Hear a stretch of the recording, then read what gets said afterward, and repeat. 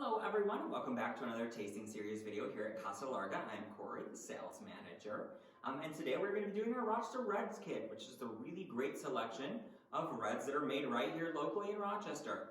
So in your bag with your tasting kit, you're going to find the wine, of course. You're going to find a tasting pamphlet as well as a glass.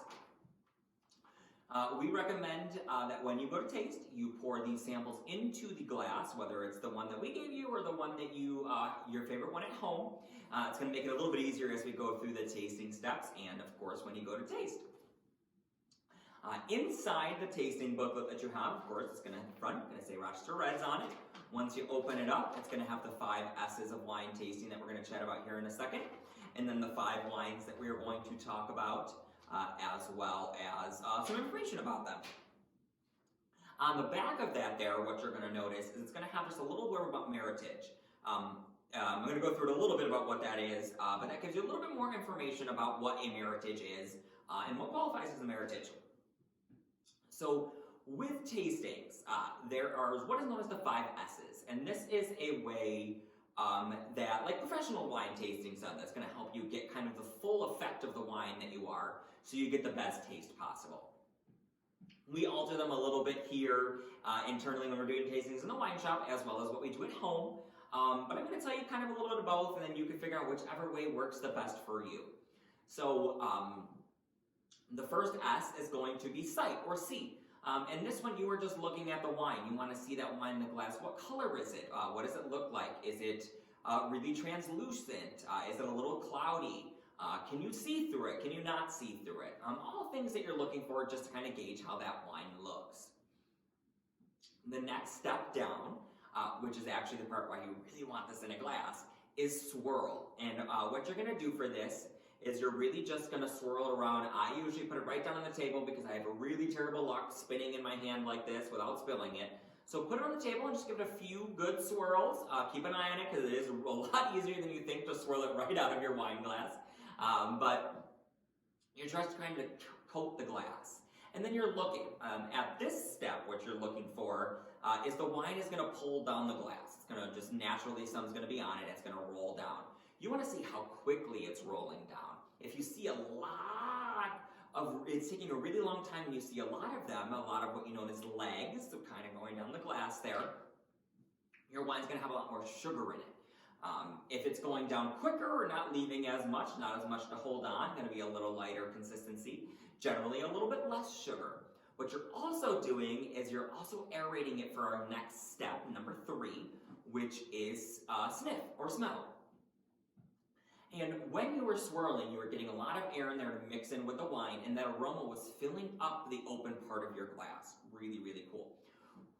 As you drink this, when you go to, or before you drink it, right now when you go to smell it, when you smell, you're going to be able to get a lot more of that aroma because you've mixed that a little bit.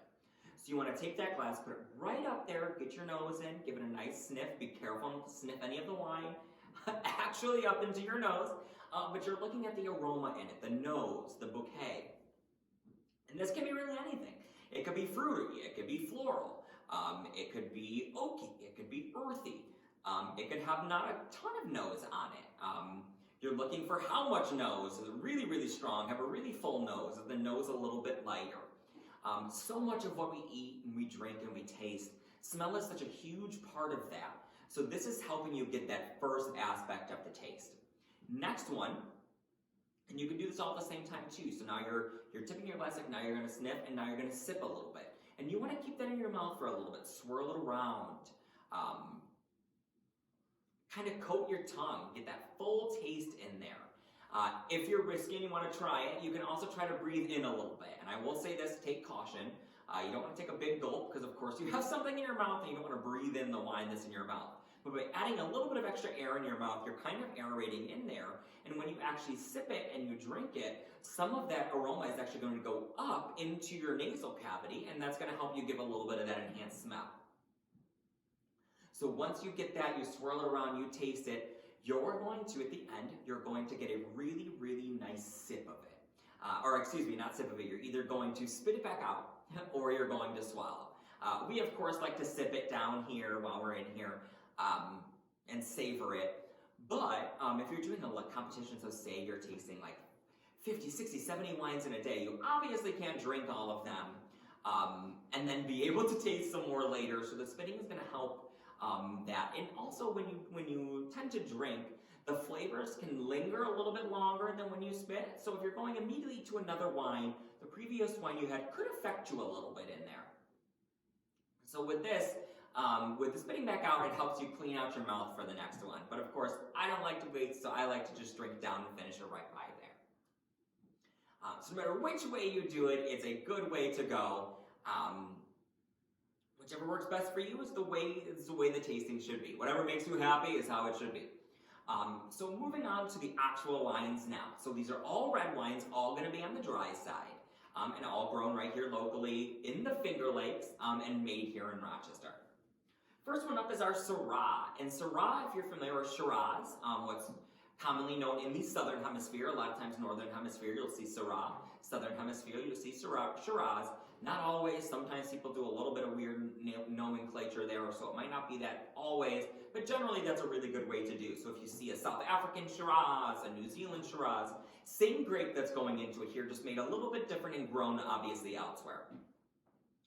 Syrahs, I like to describe them to people as similar to a Pinot Noir in body. So Pinot Noirs tend to be a little bit lighter in the mouthfeel. Same thing with the Syrah here, not going to be quite as heavy.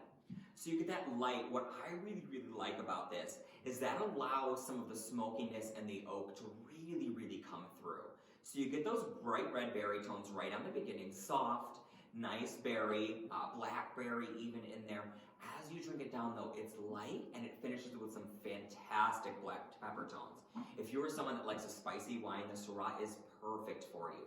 Gonna go really well with your red meats, because it's got that nice little bit of spice to it, but it's also not super heavy, so it's not going to overpower some of your lighter meats.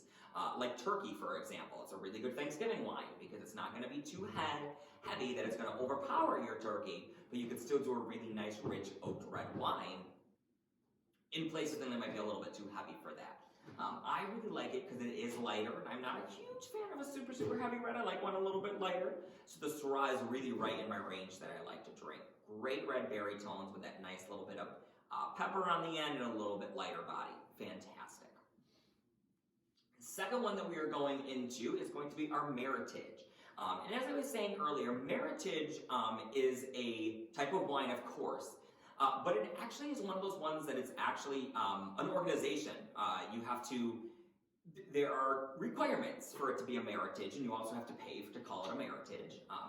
But there's requirements in there, and it has to be one of the top 5 grape varieties. The noble red grapes, so things like Cab Sauv, Cab Franc, Merlot. Also, there's a couple other rare ones in there too, but for our purposes, we're using Cab Sauv, Cab Franc, Merlot. And it has to be a blend. So one wine cannot make up the majority of that wine. It has to be a blend. It has to be a minimum of 2 grapes, of course, because if it's 1 grape, it's not a blend. So it has to be a minimum of two of those 5 grapes, and it has to be a blend of them. It can't be a majority of one type, which is really, really cool. That being said, within a Meritage, the percentages can fluctuate. So you can be 40, you could have 40 Cab Sauv, 40 or 30 Franc, 30 Merlot. You could bump up Cab Sauv to 60. You could go really low with one of the other ones. So you really can fluctuate in between the actual blend. It does just have to be one of those 3. Or excuse me, at least 2 of the 5, and 1 can't be a majority of it. Our Meritage is actually pulled from the oldest parts of our vineyard. So we've been here since 1974. So the vines that have been here that long, the 40-year ones, that's what we use for the Meritage. And the reason for that is, the older your vines are, the smaller the grapes get as they produce. But because they're smaller, it leaves less room for a lot of water to get in and lighten up the wine. So this is a really, really full,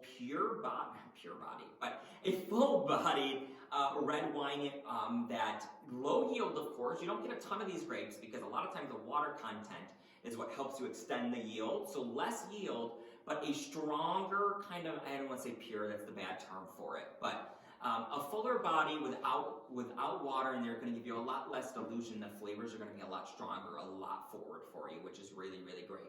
We also oak age this, so that's going to give you that really, really rich, earthy oak towards the end. This is the fullest bodied red wine that we do, so if you really love heavy, full-bodied reds, Meritage is the way to go. You get a ton of cherry throughout. It's a beautiful, beautiful cherry with a nice, strong, rich, full-bodied oak on the finish.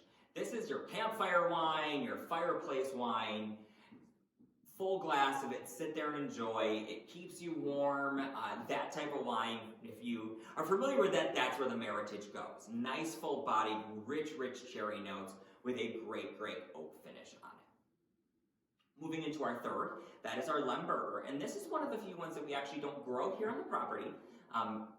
Still has to be grown in the Finger Lakes, so it's grown right down on Seneca Lake, which if you're familiar, Seneca, because of the lakes, has a little bit of a longer growing season, and the longer you let red grapes stay on the vine, the more ripe they get, and the stronger the flavor they have there too.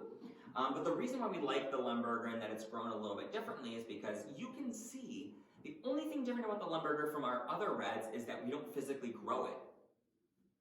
We still do all the pressing, juicing, the making the wine, bottling, all that good stuff. The only thing that happens out is the growing. So you can really see how just the 40, 50 mile drive down to the south end of Seneca Lake, how that compares to just the short, it's an hour, hour and a half drive, give or take. And it has drastic differences on the wine.